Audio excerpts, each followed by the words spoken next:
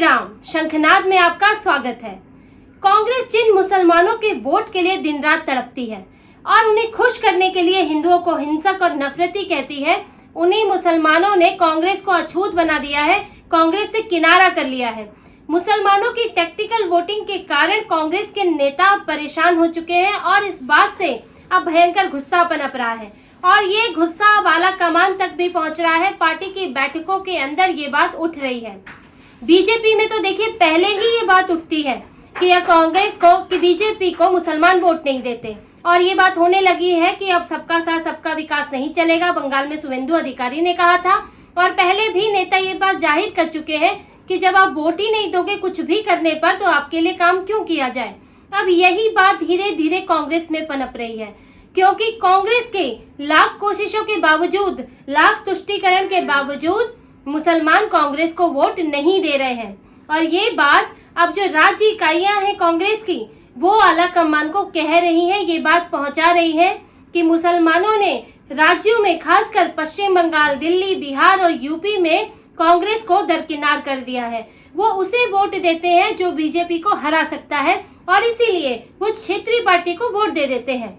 मुसलमानों में tactical voting तो बहुत आम है। अब ये बात किसी से छुपी नहीं है कि मुसलमानों का ध्रुवीकरण होता है और वो बहुत सोच समझ कर वोट देते हैं। मस्जिदों में, तकरीरों में उनको बताया जाता है, ऐलान होता है, मौलवियों से कहलवाया जाता है, वहाँ के नेता ये कहते हैं तो मुसलमानों को एक जैसे भेड़ चाल है, एक तरफ बता दिया वो उस तरफ चलते हैं और उसी को वोट डाल के आते हैं। और ये टैक्टिकल वोटिंग किस तरह होती है ये ध्यान में रखा जाता है कि बीजेपी को हराना है क्योंकि बीजेपी हिंदू समर्थक पार्टी है। वो कोई और भारत की पार्टी नहीं है जो हिंदुओं का सपोर्ट करती है। सभी पार्टियां तुष्टीकरण करती हैं, इसीलिए क्योंकि एक पार्टी है तो उसे किसी भी तरह हराना है और ये मुसलमानों ने सोच लिया है। और ये जब उन्होंने तय कर लिया है तो वो ये देखते हैं कि बीजेपी को कौन हरा सकता है। केंद्रीय स्तर पर, राज्य स्तर पर जो हरा सकता है वो उसको वोट देते हैं। यूपी में समाजवादी पार्टी हरा सकती है तो सपा को वोट देते हैं। लोकसभा हो चाहे विधानसभा हो, सपा को मुसलमानों का पूरा वोट मिलता है। इसके बाद पश्चिम बंगाल में ममता बनर्जी को पूरा वोट मिलता है, अब बिहार में राजद को वोट मिलता है और इसी तरह दिल्ली में आम आदमी पार्टी को वोट मिलता है। और कांग्रेस के नेता कई सालों से ये पैटर्न देख रहे हैं और अब तो ये और पुख्ता हो गया है। जैसे जैसे बीजेपी बार बार सत्ता पाती है, मुसलमान और दृढ़ संकल्प हो जाते हैं कि अब तो बीजेपी को हराना ही है और उस पार्टी को वोट देना है जो उसे सबसे ज्यादा हराने के लिए मजबूत है। और कांग्रेस के नेताओं का ये गुस्सा अब साफ नजर आ रहा है, जिसमें पश्चिम बंगाल में अधीर रंजन चौधरी ने जो कहा है वो एक बड़ा उदाहरण है इस बात को समझने के लिए। अधीर रंजन चौधरी पश्चिम बंगाल में कांग्रेस के प्रदेश अध्यक्ष रहे हैं, वरिष्ठ नेता है और उन्होंने इस बात को लेकर सोनिया गांधी को खरी खरी सुना दी है। उन्होंने एक रिपोर्ट दी है और इस रिपोर्ट में वो कहा है जो कांग्रेस के बड़े नेता, केंद्र लेवल के नेता, आला कमान सुन नहीं सकते, जो सुनने में उनके कान जल जाएंगे क्योंकि उनको तो तुष्टीकरण करना है। लेकिन अधीर रंजन चौधरी ने हकीकत बताई है और उन्होंने इस रिपोर्ट में साफ साफ लिखा है कि बंगाल में कांग्रेस की हार मुसलमानों के कारण हुई है। मुसलमानों ने कांग्रेस को वोट ही नहीं दिया। उन्होंने अपनी सीट का भी जिक्र किया है, बहरामपुर। वो 5 बार से वहां सांसद थे और हर बार जीत रहे थे। लेकिन इस बार क्या हुआ? इस बार ममता बनर्जी ने वहां पर मुस्लिम कैंडिडेट उतार दिया, यूसुफ पठान। अब समझिए पैराशूट कैंडिडेट है यूसुफ पठान, वहां कभी चुनाव भी नहीं लड़े।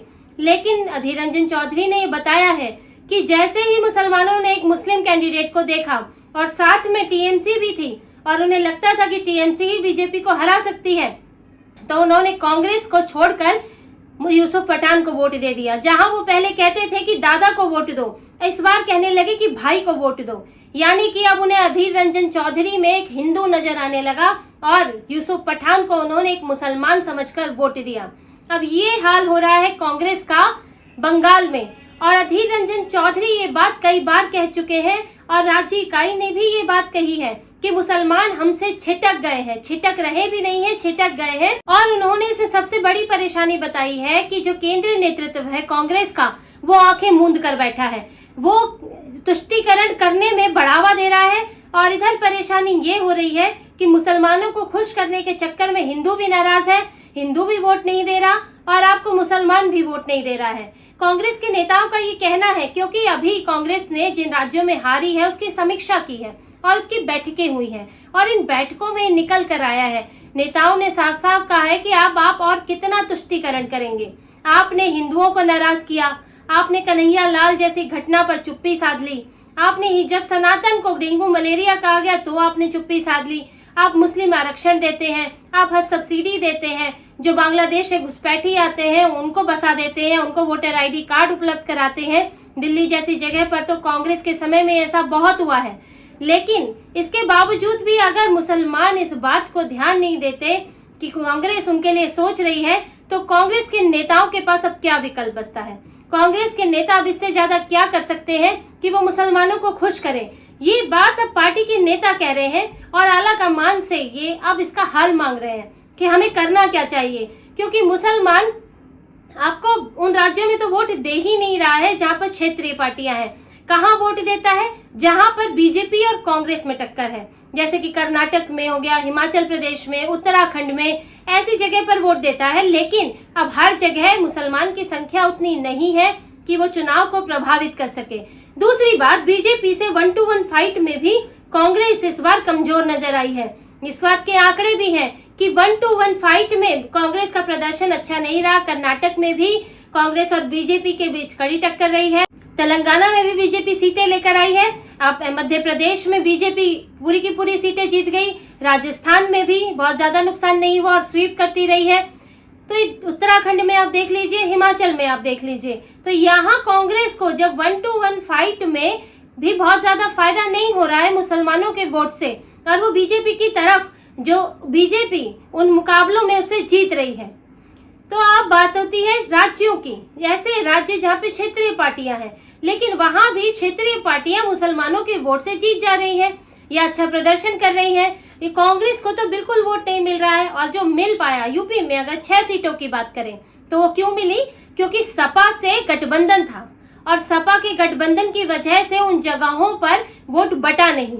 लेकिन मुसलमानों ने तो ये तय कर रखा है कि वो असदुद्दीन ओवैसी को भी वोट नहीं देते। हैदराबाद से बाहर असदुद्दीन ओवैसी को वोट मिलना मुश्किल हो जाता है, क्योंकि मुसलमानों ने तय कर रखा है कि बीजेपी को हराने वाले को ही वोट देंगे, क्योंकि बीजेपी हिंदू समर्थक पार्टी है तो उसको हटाना है। लेकिन अब इस कारण कांग्रेस के नेताओं की बेचैनी बढ़ गई है। अब वो कहने लगे हैं कि अगर मुसलमान हमको वोट नहीं दे रहे हैं तो हम अपनी ऊर्जा उन पर क्यों लगाएं, हम उनके लिए बढ़ चढ़ कर काम क्यों करें, क्योंकि हमें तो वोट मिलना नहीं है और इस कारण हम हिंदुओं के वोट भी खो रहे हैं।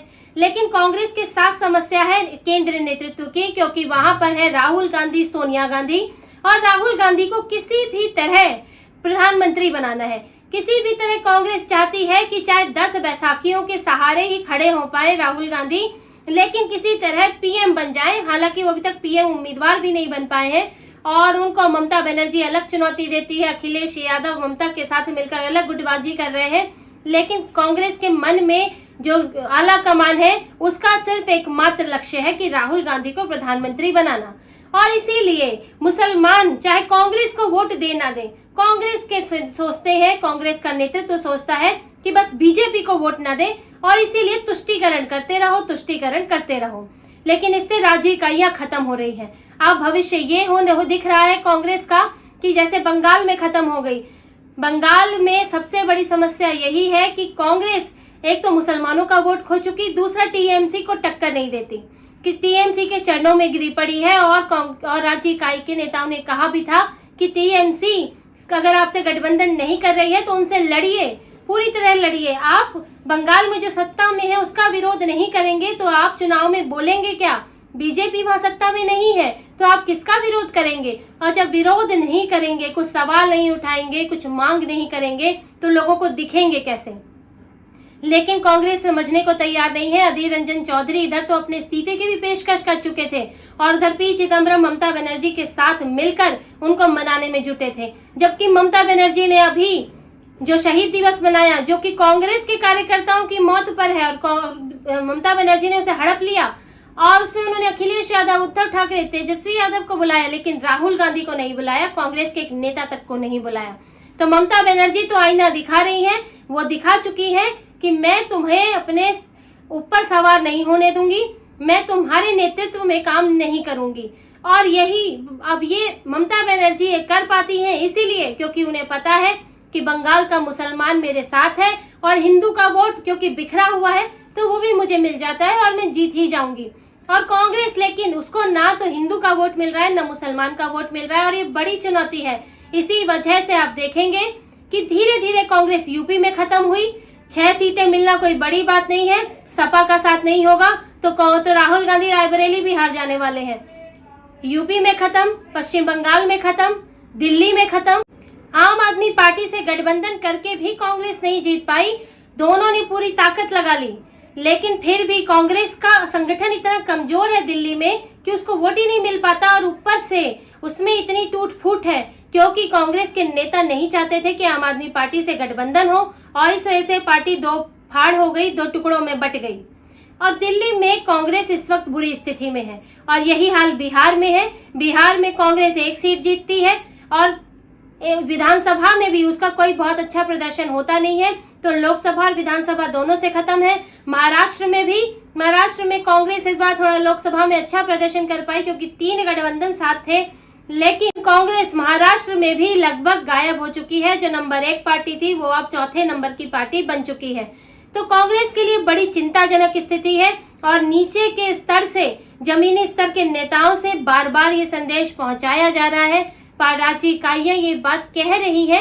अब हालांकि ये तो ऊपर वालों पर निर्भर है कि राहुल गांधी सोनिया गांधी कब जागते हैं और कोई कदम उठाते हैं। अगर वो सिर्फ अपने लालच से उबर पाए तब वो राज्य इकाई के बारे में सोचेंगे, वरना तो आप ऊपर से मकान बना के क्या करोगे जब आपकी नींव खोखली हो जाए, जब आपकी नींव ही बिखरती जाए तो आप ऊपर से सजाकर मकान में रंग रोगन सफेदी कराकर आप उसे कितना अच्छा कर लोगे क्योंकि आपकी राज्य इकाइयां खत्म हो रही हैं जो आपको राज्यसभा और लोकसभा में जीतने में मदद करती हैं।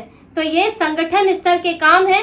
अब कांग्रेस का आला कमान ध्यान देता है तो कुछ बच सकती है, वरना मुसलमानों के पीछे भागते भागते कांग्रेस गिरते पड़ते एक दिन खत्म हो जाएगी। तो इसी तरह की और खबरें और विश्लेषण आपके लिए लाते रहेंगे। हमसे जुड़े रहिए, कमेंट कीजिए, सब्सक्राइब कीजिए। बहुत बहुत धन्यवाद। जय श्री राम।